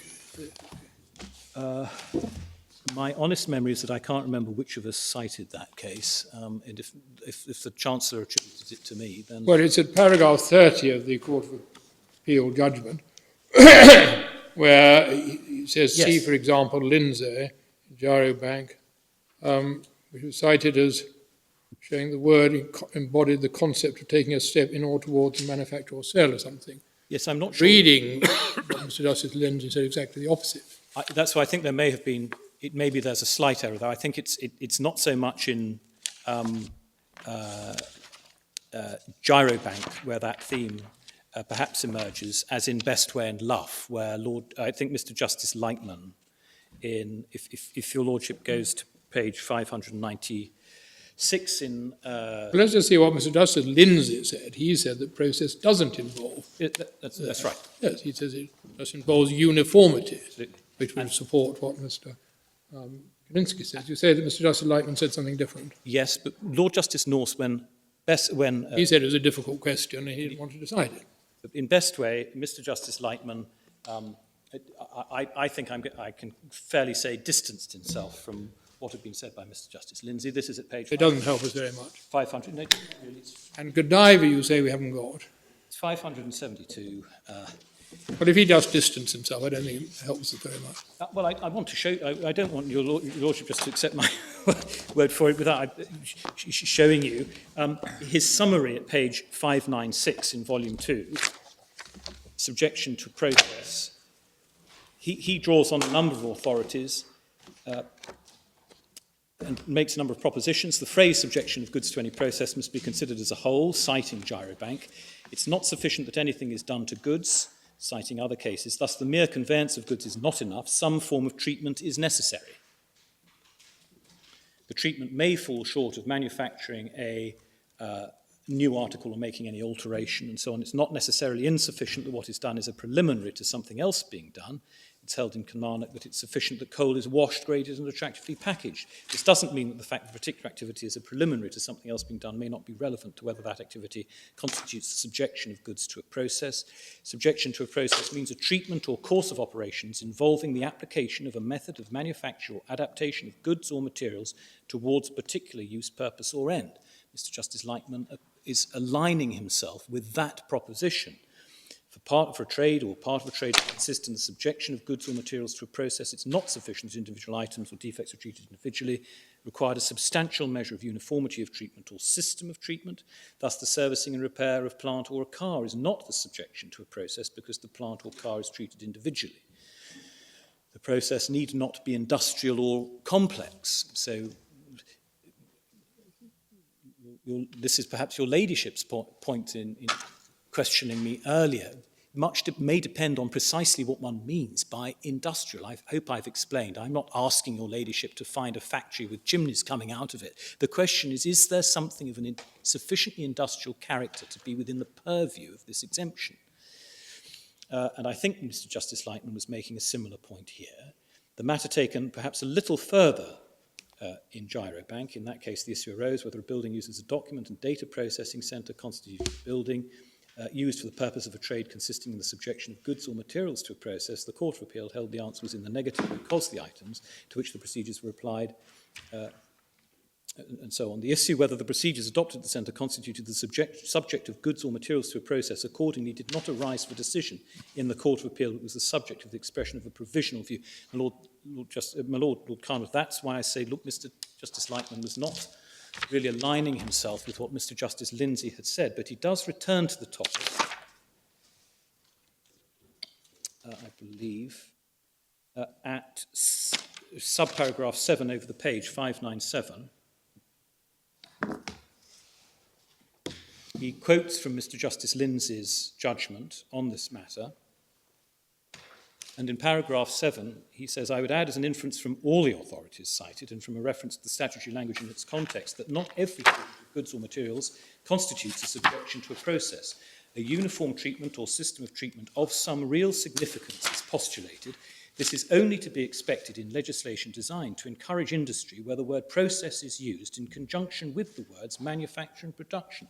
A judgment has to be reached whether the treatment is sufficient to meet the statutory criteria and for the statutory purpose to attract the allowances. And I do rely on that. Yes, I was simply just putting to your point, which I think you accept, that the reference in paragraph 30 is wrong. I think that must Would it be possible to supply a copy of the Godiva? Yes, I think it's now been produced, so we can do that at your lordship's. I wonder, could we also be provided with a copy of the Kilmarnock decision, which Mr. Justice Lightman discusses on page 596? Yes. It rather looks as though in a house, or rather the land valuation. No, it's in a house, I think, have looked at this issue in some detail.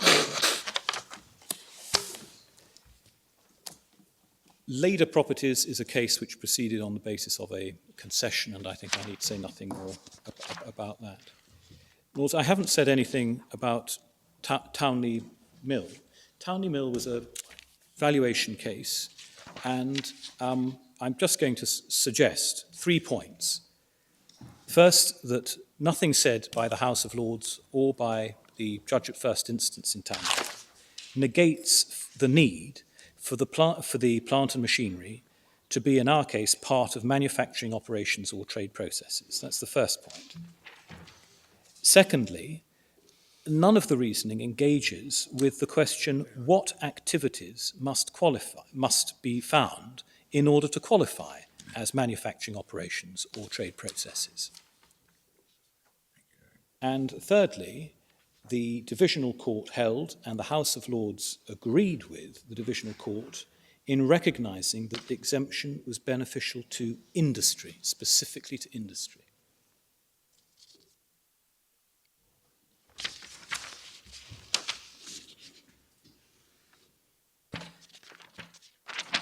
So, my Lords, I've rather exhausted my time and possibly also your patience. No, not in the least. Fascinating.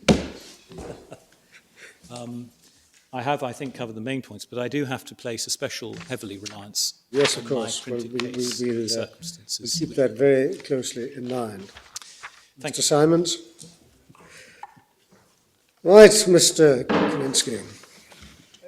May it please your lordships and your ladyship, in my 15 minutes for reply... Don't feel you have to take all of the 15 minutes. Riveting though the subject is. My 15-minute entitlement. Mr.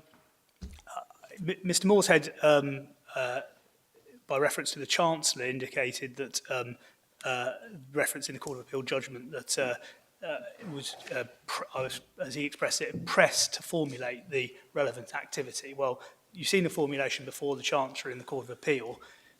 Pretty much precisely the same formulation is recorded in the upper tribunal proceedings at paragraph 49, which is MS 148. the essence of our case has been and continues to be that the relevant activity is the continuous refrigeration. Mr. Morshead is concerned about opening up this proviso to what he characterised as ordinary retail activities. We maintain that is a mischaracterisation of the factual basis of this case. It is about a particular activity involving equipment, intervening all of the time to achieve an end, which happens to take place in a retail shop. But is that a reason why, having regard to the purpose of the proviso, it is disqualified? We say, for all the reasons I developed in opening the case, that that's not the correct schematic analysis of the legislative scheme. Mr. Morshead appears to accept that refrigeration in what he would recognise as a more familiar industrial setting would qualify, certainly if there is a change of state. So then we're looking at where the line is, and is that a coherent and workable line referable to the purpose of the proviso? Well, if it's happening in an industrial warehouse and there's a change of state, it's on everybody's view, it would be a trade process.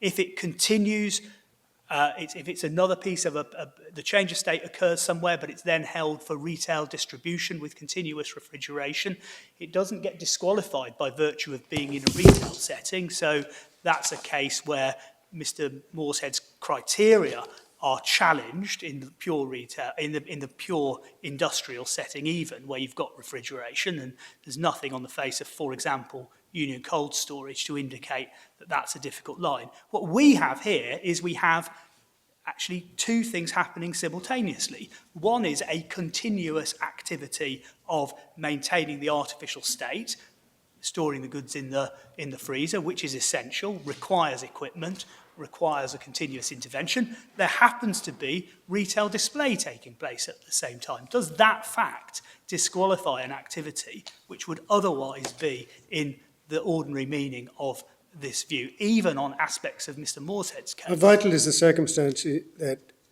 it is continuous? Let us say it was possible to freeze for over 2 hours, and you could then switch off. There's an automatic switch, and there wasn't continuous freezing. Well, the continuous is not a necessary requirement. If we're taking, for example, the meaning that was just for a few moments ago explored from the capital tax context, it's an intervention of real significance, is the threshold in that context. Where you're trying to maintain something in a refrigerated context, you would certainly have an intervention of some significance, I'd respectfully say. It happens to be continuous here, which is what one would expect from maintain. I would say the ingredients that make this not a marginal case are the deployment of the equipment all of the time to achieve a purpose. So that's the response to some of Mr. Morshead's examples about where the line goes. My next brief heading is the construction arguments. As to the construction argument that the court should adopt the same level of caution in relying on the Wood report as it should to the Pepper and Hart, effectively take the Pepper and Hart warning and transpose it to the Wood report, I respectfully say as a matter of legal approach that is misconceived. The Wood report is much closer to the Law Commission. It's a specialist body. Its terms of reference are at 1149. In the explanatory note for the 1994 regulations, they expressly record that they were to give effect to the recommendations of the Wood Committee. Of course, it's not the task of this court or any court to construe the Wood Committee report as if it were a statute, but it's certainly, in my respectful submission, a novel submission that the caution that attaches to Hansard is applicable to a specialist body like that, so focused on the issues that are before this court. That is a critical part of the legislative picture, I respectfully submit, and its identification of what the key mischiefs are, the key purposes are, and the key boundaries are of material and orthodox. It's orthodox for a court to look at that to be assisted in dealing with such provisions. His other authorities on construction. He went to the Mersey Docks case and an extract that is at MS 215 without necessarily turning that up. The position is that the passage that he read was in the context of an approach that was dealing with making sense of the statute in question. Well, I respectfully suggest that taking the construction point out of the context of the statute, what it's really saying in that case is you read the words sensibly in the statute, taking account of the context in which they appear. Not a proposition that I need dissent from, but it's interesting that actually it's not an abstract point of construction that's intended to be made. It's an expression that this is how I need, in that case, to read the statute in question. And that's the job of the court, to read the statute in question, which is why I focused on the statutory mechanism as at the forefront of my submissions this morning. Sunnywell equally, taking an abstract principle of construction and saying it gives rise to important principles, it's a different context. Sport and pastime, two concepts separated by an and rather than an or. There's no indication on the face of that judgment that the meaning of pastimes is collapsed into the concept of sport or vice versa. In fact, their pairing was relied upon in the context of broadening the class. Same too in relation to the Raymond case that he referred to, where the class was broadened by reference to national security with a particular statutory framework, phrase which doesn't appear in the provision with which we are concerned. Next point is just picking up on a couple of points on Short, Wood and Godiva. So in relation to Short, it's absolutely clear that the recommendations of Short went well beyond industry. It was there should be a classification scheme applicable to all hereditaments. Mr. Moorehead's reliance on the Wood Committee report at paragraph 8.4 in relation to what is meant by computers. I invite the court to have a look at the context of that discussion. It's a context of a discussion about class 4 and potential discrepancies that would arise from taking a different approach in that context. It's not a discussion that bears upon, I'd respectfully suggest, the critical point that we are concerned, which is the very clear reference to computer suites in the context of our proviso at 9.12. And Godiva, surprised to see Godiva surfacing. It's a decision of the Valuation Tribunal. It's of no precedent effect. We had submissions about this before the upper tribunal who weren't impressed enough by its status to refer to it. It then resurfaced in the Court of Appeal. It's fair to say it does find its way into the Chancellor's judgment. The main point on it is it's a very different set of circumstances to Iceland. In a sense, if you like, it's a haze situation in a retail shop. All there was the argument was that the air conditioning kept the chocolate cool. It's not in any way the same dynamic as our case. You could well see how that might be the thin end of the wedge, lead to floodgates concerns and concerns about general retail. That's manifestly not our case. Our case is a particular bit of equipment. That was the valuation officer appeared in the Valuation Tribunal. Yes. Hayes was a decision of the Anne's Tribunal, very, as you say, very experienced member. And a concession made, I see, by Mr. Alan Sainer for the Solicitor in Revenue. Yes. So it was obviously a considered position. Yes. Taken with legal advice. As my Lord will know, the convention in this area is that Valuation Tribunal decisions aren't treated as a precedent, even in the upper tribunal, let alone, I'd respectfully suggest, Well, the point I was putting to you is that the concession made in the Hayes case was clearly made with legal advice. Yes. By the Solicitor. Yes. Yeah. Yes, and in a different forum, and then obviously there was a finding where there was a contentious issue in relation to the fire protection, which wasn't taken further. I was trying to make a point in your No, I favour, understand. but there's a practice I understand the point. established, and I can see with the point I was putting to. No, I understand the point. But in the Godiva case, it wasn't essential for the trade. You say it is essential to cool the environment for these freezers. Yes, I submitted that. I think my recollection of this is my submission in the upper tribunal in relation to that passage was that actually isn't really the right way of analysing whether it's essential. You look at what's taking place and you analyse. So in a sense, it's not essential for Iceland to use integral cabinets, but you take the situation as you find it and you analyse it in terms of the what's taking place and whether it qualifies for the proviso. So I was trying to differentiate between Godiva I understand that. I think that part of the Was it said not to be essential?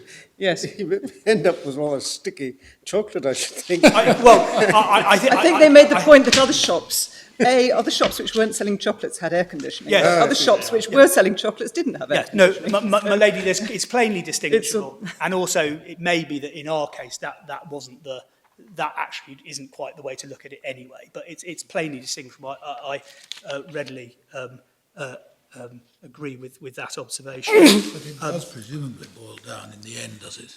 I quite understand that Godiva had very little authority as a precedent. It's simply an example. But it does, if you're right, boil down, does it, to the difference between keeping something frozen for the purposes of sale and keeping something pleasantly cool for the purposes of sale. Well, I respectfully say that there's also the level of, I respectfully say that trade process is, as I developed this morning, it's, in fact, it goes to where I was going to close now. What is, actually, my submission is what is the activity is an important question. Yes. The activity I respectfully submit is the deployment of machines, i.e. the cabinets here, to achieve a purpose, the continual refrigeration, which is then supported by the air handling system. And it's the question is whether the activity involving machines all of the time is within the meaning of a trade process. So it's the machines which process the chickens rather than anybody, and there's no equivalent for the chocolates. No, so that's why I say it's Hayes in a retail setting. Got it. It's a harder case than Iceland. All right. So, my lords, we're trying, in my last 2 minutes, I respectfully say, a relevant question really is what's workable. Now, my learned friend has attacked part of the formulation based on the particular activity of the tenant in ground 1, and he's done it by reference to paragraph 69 of my written case, where it's suggested that uniqueness is the test. Now, his criticisms of that, there may be some force in that uniqueness is not the relevant inquiry, but the purposive approach of this whole function here is looking at particular activity of a tenant as distinct from the service to the hereditament is the distinction we put at the heart of our ground 1. A refinement of that would be, that would catch the Hayes situation. The refinement of it that I commended in particularly in my oral submissions was an activity ordinarily utilising some equipment to achieve a particular end, not disqualified by any sort of quasi-industrial test or transformational test, but just a logical extension of the purpose of the proviso and the scope of non-rateability of that process. And also make the submission on the ordinary meaning of the language, which is my ground 2. By contrast, Mr. Morshead is reliant upon effectively importing this quasi-industrial context through either statutory construction, which I submit doesn't work on the authorities, or ironically, through looking at it through the prism of reports like Short and Wood, which I say he misinterprets, to bring in a concept that isn't used on the face of the statutory scheme, which runs into significant tension with his construction argument. But in terms of workability, I'd respectfully suggest that as the exchange is about, for example, making sandwiches, or the Court of Appeals example about freezing chickens, it doesn't offer a workable line that makes sense of this arrangement. By contrast, we submit that our approach is a very, very short extension of of a very, or actually application rather than extension, of a very well-settled approach that is, we would submit, absolutely on all fours with the principle as described in paragraph 8.9 of the Wood report, and also, for what it's worth, in decisions like Towney Mill and all the points that I made in opening. My lords and my lady, I think that's my 15 minutes, unless I can assist. Those are my submissions in reply, apart from one matter, which is that we have the Scottish current legislation available, which I think deals with an outstanding request. And I'm told by Mr Wilcox the position is that it's on all fours now, apart from, I think, the word land and heritage is instead of hereditament. If you want to go that way. So. Well, thank you very much indeed. We're very grateful to Council for enlivening what might have appeared, to some of us at least, less than immediately riveting issue. But it certainly has proved to be very interesting and indeed on occasion entertaining. And we will go away and reflect upon it, and we'll give our judgment in due course. And we're now adjourned.